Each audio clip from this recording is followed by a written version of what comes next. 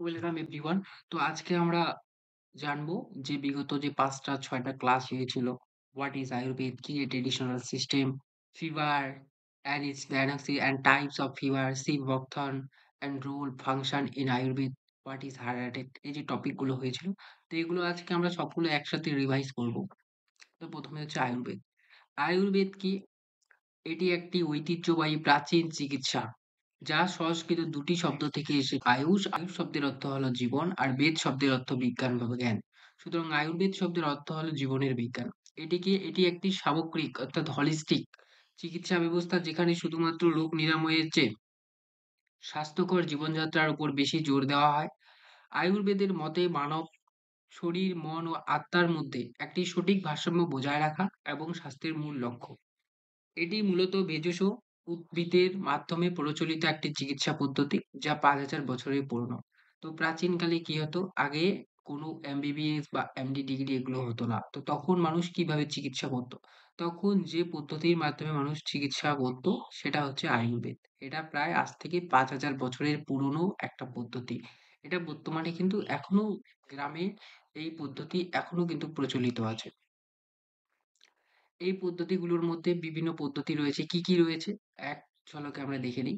১ম এ হচ্ছে নেচুরোপ্যাথি। তারপরে সিদ্ধা রয়েছে, হোমিওপ্যাথি, এদিকে ইউনানি, আয়ুর্বেদ এবং ইয়োগা। এই যে পদ্ধতিগুলো রয়েছে, এক করে একবার প্রত্যেকটা সম্পর্কে জানবো। ১ম এ হচ্ছে ইয়োগা। ইয়োগা কি? একটি প্রাচীনতম আধ্যাত্মিক শারীরিক অনুশীলনের একটি রূপ। আমরা অনেকেই ইয়োগা করি। ইয়োগা কি করে? বিভিন্ন আসন করা হয়। যেমন হচ্ছে ধ্যান করা হয়, ভুজঙ্গাসন করা হয়, প্রাণায়াম করা হয় ইত্যাদি। এর মাধ্যমে কি হয়? দেহ এবং মনের মধ্যে সমন্বয় সাধন করা যায়। ফলে কি হয়? মানুষের মধ্যে মানসিক চাপ কমে, রোগ প্রতিরোধ ক্ষমতা বৃদ্ধি পায়, শরীরের নমনীয়তা বৃদ্ধি পায় এবং সামগ্রিক ও মানসিক শারীরিক স্বস্তি বজায় থাকে। বিশেষত বিশ্বজুড়ে ২১শে জুন আন্তর্জাতিক যোগ দিবস হিসেবে পালন করা হয়, যা বিশ্বজনীন গ্রহণযোগ্যতা তুলে ধরে। তারপরে হচ্ছে নেচুরোপ্যাথি। নেচুরোপ্যাথি এমন একটি চিকিৎসা ব্যবস্থা যা শরীরের নিজস্ব নিরাময় ক্ষমতাকে উদ্দীবিত করার জন্য একটি প্রকৃতি। নেচুরোপ্যাথিও সেই আয়ুর্বেদ চিকিৎসা পদ্ধতির একটি প্রাচীনতম পদ্ধতি হচ্ছে নেচুরোপ্যাথি। এর মাধ্যমে কি হয়?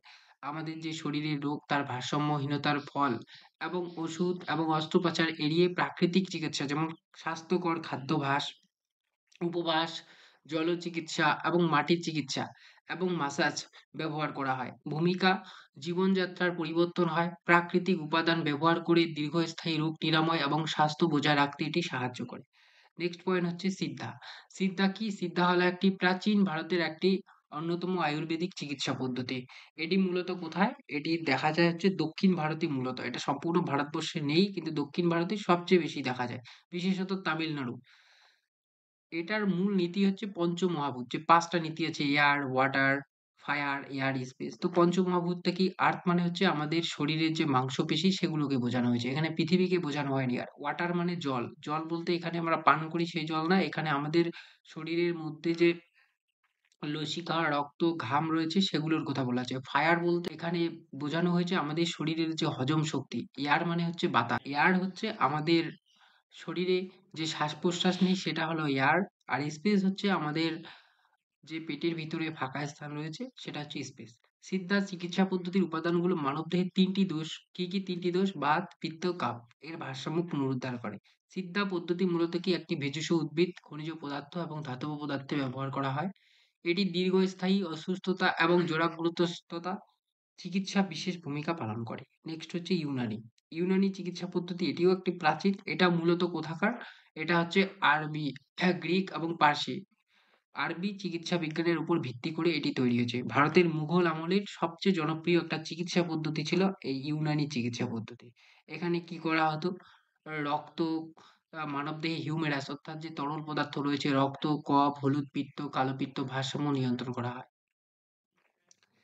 এই পদ্ধতিতে ভেষজ ওষুধ এবং খাদ্য পরিবর্তনের জন্য নির্দিষ্ট, যেমন চিকিৎসা, যেমন ম্যাসাজ, তারপর হচ্ছে ক্যাপিং, এবং এটি স্বাস্থ্য রক্ষা এবং রোগ প্রতিরোধ এবং রোগ নিরাময়ে গুরুত্বপূর্ণ ভূমিকা পালন করে। তারপরে আমরা জানবো জ্বর।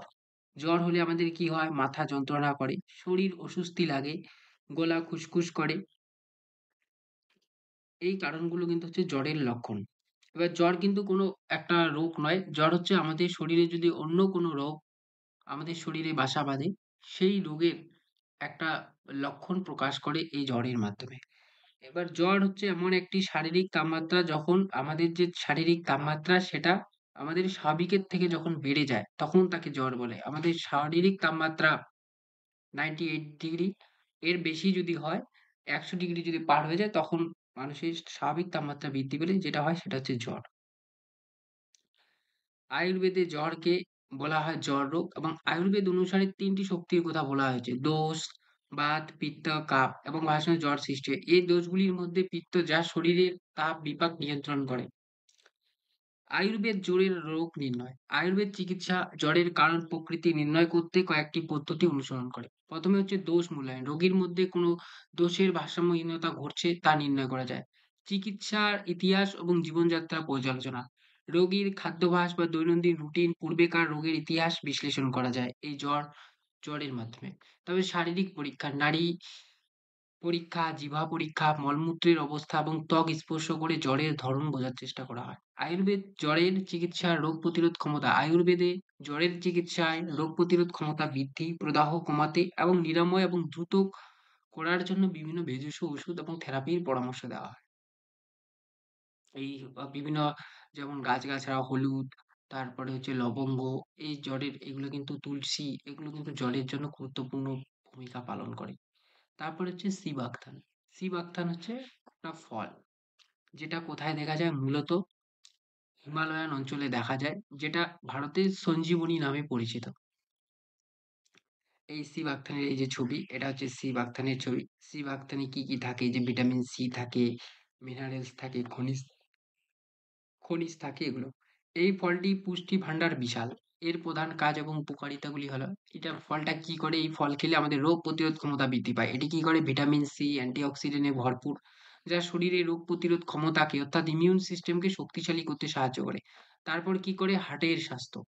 এতে কি হয়? ওমেগা ফ্যাটি অ্যাসিড, বিশেষত 3, 6, 7, 9, যা হার্টের স্বাস্থ্যকে সুস্থ রাখে এবং রক্তে শর্করার মাত্রা নিয়ন্ত্রণে সাহায্য করে। তারপরে কি করে? ত্বক এবং চুল। এর এই তেল, সিবাকথান থেকে যে তেল হয়, এই তেল ব্যবহার করলে আমরা শরীরে ময়েশ্চারাইজার এবং স্বাস্থ্যকর রাখতে পারি, এবং চুল এবং নখের স্বাস্থ্যের জন্য কিন্তু অত্যন্ত উপকারী। তারপর লিভারের স্বাস্থ্য। এটি লিভারের জন্য অত্যন্ত গুরুত্বপূর্ণ এবং লিভারের স্বাস্থ্যকে সুরক্ষিত রাখে এবং মানসিক চাপ কমাতে সাহায্য করে। হার্ট অ্যাটাক কি? হার্ট অ্যাটাক হচ্ছে আমাদের হার্ট হঠাৎ করে বন্ধ হয়ে যাওয়া। এটা হচ্ছে হার্ট অ্যাটাক। এবার হার্ট অ্যাটাকটা কেন হয়? আমরা দীর্ঘদিন ধরে ধূমপানের কারণেও হতে পারে, বা তৈলাক্ত খাওয়া, এইসব কারণেও কিন্তু আমাদের হার্ট অ্যাটাক হতে পারে। আর হার্ট অ্যাটাকটা কি হয়? যে আমাদের যে করোনারি ধমনী রয়েছে, সেই করোনারি ধমনীর মধ্যে রক্ত জমাট বেঁধে যায়। এবার রক্ত জমাট বেঁধে গেলে সেখানে আর অক্সিজেন যেতে পারে না। অক্সিজেন যেতে না পারলে সেখানে পুষ্টি যেতে পারবে না। ফলে সেখানকার যে মাংসপেশি রয়েছে, সেই মাংসপেশি ব্লক হয়ে যাবে। বিভিন্ন কারণে হার্ট অ্যাটাক হয়। ১ম এ হচ্ছে হার্ট অ্যাটাকের ১ম কারণ হচ্ছে করোনারি আর্টারি ডিজিজ। এটা হচ্ছে করোনারি আর্টারি। এর মধ্যে কি হয়? এটা হচ্ছে হঠাৎ ব্লক তৈরি হলো।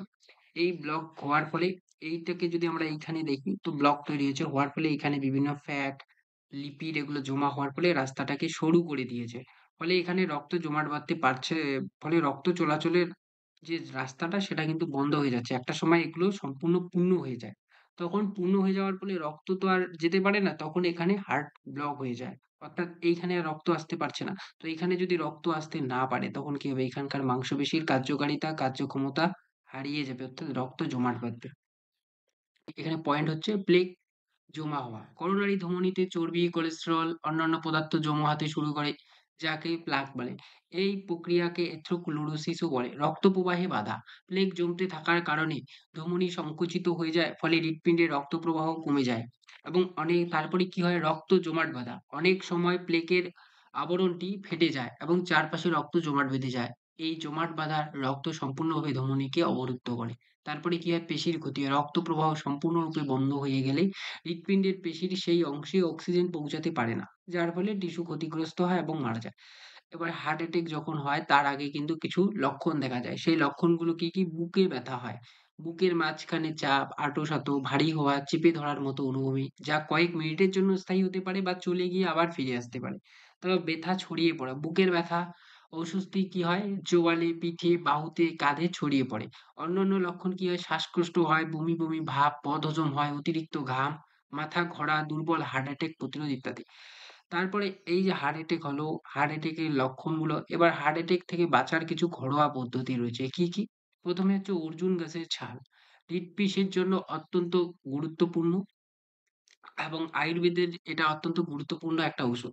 এই অর্জুন গাছের ছাল কি করে? ডিকশন প্রতিদিন ১ থেকে ২ কাপ খেলে হৃৎপেশির যে রক্ত সঞ্চালন ভালো হয়।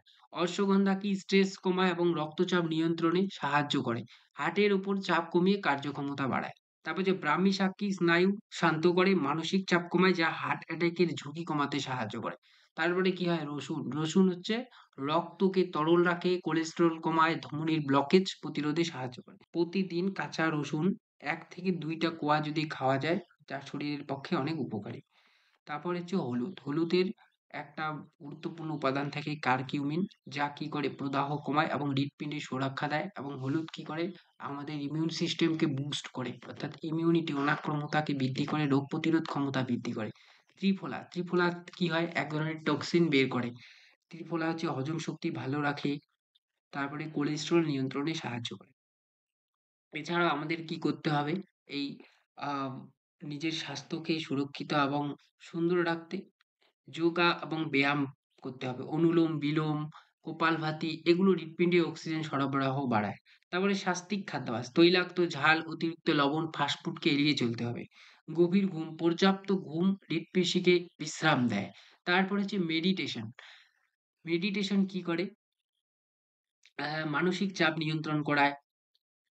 তো আমরা কি আজকে জানলাম যে হোয়াট ইজ আয়ুর্বেদ, আয়ুর্বেদ কি, আয়ুর্বেদের বিভিন্ন প্রক্রিয়াগুলো কি, কি ট্র্যাডিশনাল সিস্টেম গুলো কি, কি ইয়োগা, ইউনানি, জ্বর কেন হয়, জ্বরের বিভিন্ন ধরন, বাত জ্বর, পিত্ত জ্বর, কাফ জ্বর, জ্বরের লক্ষণগুলো কি, কি এবং বিভিন্ন প্রকার জ্বর এবং জ্বর থেকে আমরা কিভাবে মুক্তি পাবো বিভিন্ন ওষুধ ঘরোয়া পদ্ধতির মাধ্যমে ব্যবহার করে সেগুলো জানলাম এবং সি বাকথান কি?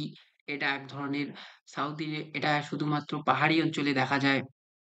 এর কাজ কি? এর উপকারিতা কি? কি করে আমাদের হৃদপেশিকে সঞ্চালন বাড়ায়, রোগ প্রতিরোধ ক্ষমতা বাড়ায়, আমাদের ত্বককে সুস্থ রাখে এবং লাস্টে জানলাম হার্ট অ্যাটাক। হার্ট অ্যাটাক কেন হয়? হার্ট অ্যাটাকে করোনারি পেশিতে ব্লক তৈরি হলে করোনারি ধমনীতে যদি ব্লক তৈরি হয় সেই কারণে হার্ট অ্যাটাক হয়। এবার হার্ট অ্যাটাকের ফলে আমাদের কি লক্ষণ দেখা দেয়? হার্ট অ্যাটাকে বুকে ব্যথা দেখা দেয়। তারপরে হচ্ছে আমাদের শ্বাসকষ্ট হয়, মাথা ধরা, মাথার যন্ত্রণা এসব করে হার্ট অ্যাটাকে। শরীর ব্যথা করে। এবং হার্ট অ্যাটাক থেকে বাঁচার বিভিন্ন উপায়গুলোও জানলাম যে অর্জুন গাছের ছাল ব্যবহার করা, রসুন ব্যবহার করা, হলুদ ব্যবহার করা। এগুলো যদি আমরা ব্যবহার করি তাহলে আমরা সুস্থ। তো আজকে যে কয়েকটি ক্লাস হলো, সমস্ত ক্লাস আমরা একসঙ্গে আলোচনা করলাম। তো আজকের ক্লাস আমাদের এই পর্যন্তই থাকলো। দেখা হচ্ছে পরবর্তী ক্লাসে।